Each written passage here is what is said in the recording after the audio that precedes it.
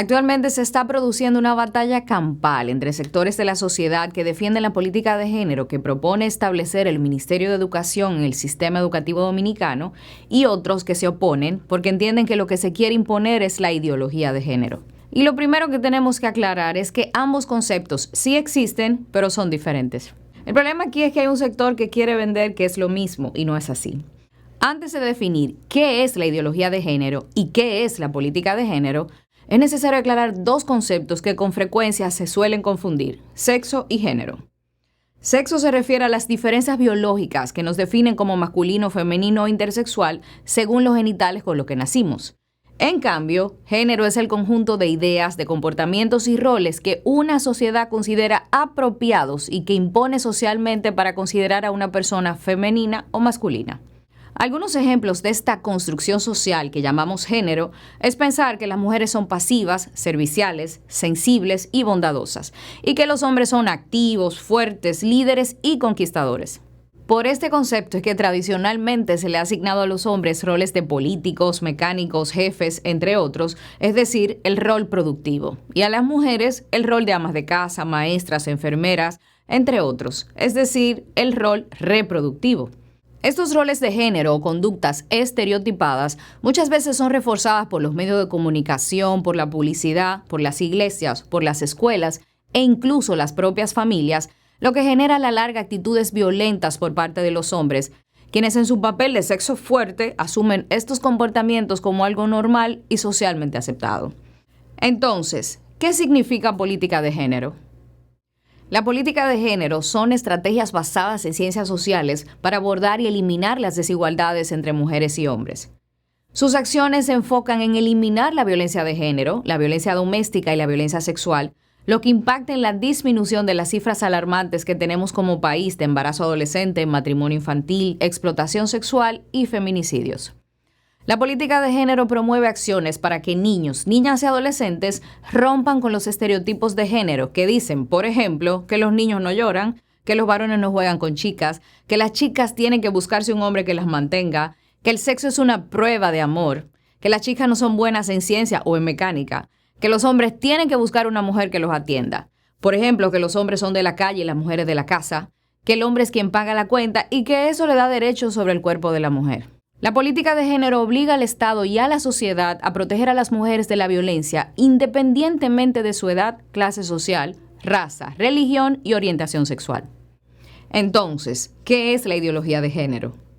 La ideología de género son ideas anticientíficas que buscan tergiversar el concepto de género con manipulaciones hacia los padres y las familias para que crean que la política de género lo que intenta es transformar o influir en niños, niñas y adolescentes para que se conviertan en transgénero, es decir, para que se conviertan en personas que presentan una inconformidad con el sexo con el que nacieron y el género asignado socialmente. Esta afirmación, además de ilógica, es imposible de lograr, porque según investigaciones sobre el funcionamiento del cerebro en las personas transexuales y un estudio realizado en la Universidad Médica de Viena y publicado en la reconocida revista Journal of Neuroscience, indica que la transexualidad podría tener una base biológica. La neurociencia tiene claro que la transexualidad y la homosexualidad no se trata de una elección como mucha gente piensa, de una preferencia o un simple capricho, y que la anatomía del cerebro juega un papel importante en la identidad de género y en la orientación sexual. La ciencia ha establecido que la identificación con el sexo de nacimiento en niños y niñas se da entre los 18 meses y los 3 o 4 años aproximadamente, lo que indica que los niños toman conciencia de su cuerpo, se identifican con él y aprenden a reconocer las diferencias de los cuerpos de niños y niñas a esa edad. Pero que no es hasta los 6 o 7 años de edad aproximadamente cuando ésta se hace estable, es decir, se produce una identificación sexual permanente. Todo esto niega lo que la ideología de género se empeña en afirmar, que la homosexualidad, que la bisexualidad y que la transexualidad son una elección, y que los niños, al recibir una educación en la tolerancia y en la comprensión hacia el colectivo LGTBI, podrían convertirse. Pero como nadie quiere que un tercero se meta con sus hijos, estos grupos fundamentalistas y ultraconservadores aprovechan la falta de educación sexual de las masas y se enfocan en tergiversar líneas de libros de texto y los objetivos de la política de género. Son organizaciones religiosas homofóbicas y ultraconservadoras que desde hace más de una década hacen campaña contra los homosexuales, contra las mujeres y contra los derechos sexuales y reproductivos. Esta declaración de la agenda de ideología de género ha marcado la pauta mundial durante la última década y ya sentimos sus efectos en América Latina.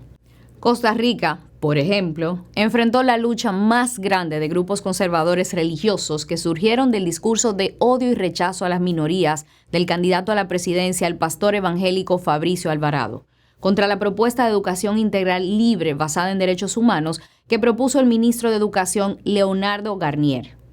Propuesta que fue tergiversada por grupos conservadores, lo que levantó la ira y el conflicto social denominado "Con mis hijos no te metas". Por otro lado, en Colombia, los grupos ultraconservadores tergiversaron los cambios en los manuales de convivencia que fueron modificados por la entonces ministra de Educación, Gina Parodi, llegando al punto de tomar ilustraciones de actividades sexuales homosexuales gráficas del artista plástico Tom Baldwin y las pusieron a rodar en las redes sociales y alegaron que estaban incluidas en los manuales de convivencia de los niños y niñas con la intención de desprestigiar y confundir a la prensa y a la población. Las cartillas que se pusieron a rodar en las redes, incluso por funcionarios públicos de la Procuraduría,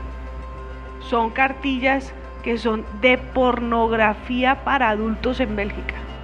Esto ocasionó en ese entonces que hasta el acuerdo de paz que estaba gestionando el presidente Santos con las Fuerzas Armadas Revolucionarias de Colombia, las FARC, para que entregaran las armas y así parar la guerra que ha afectado a más de 10 millones de colombianos, no se logre, porque el acuerdo tenía la palabra género.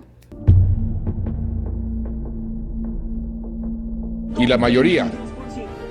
así sea por un estrechísimo margen, ha dicho que no.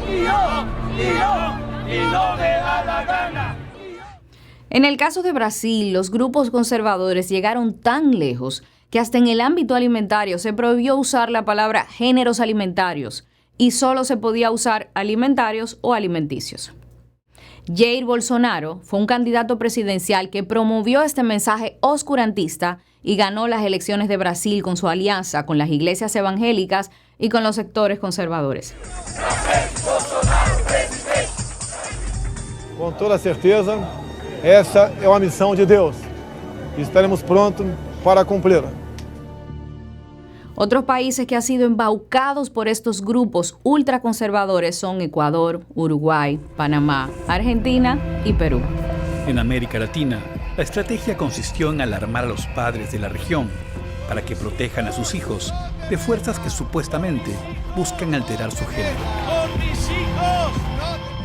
Ellos montaron esto como un movimiento iberoamericano y nosotros hemos estado peleando contra esto cada uno en su país. Y yo digo, pero estamos en lo mismo. Entonces, ¿por qué es necesaria la política de género? Porque si queremos avanzar como país y salvar a la familia, necesitamos educar a la familia para que hombres y mujeres aprendan a vivir sin agredirse y sin competir, entendiendo que somos aliados, no enemigos, y que nadie es superior ni inferior por los genitales con lo que nació, que somos humanos y que nos necesitamos para poder vivir en paz.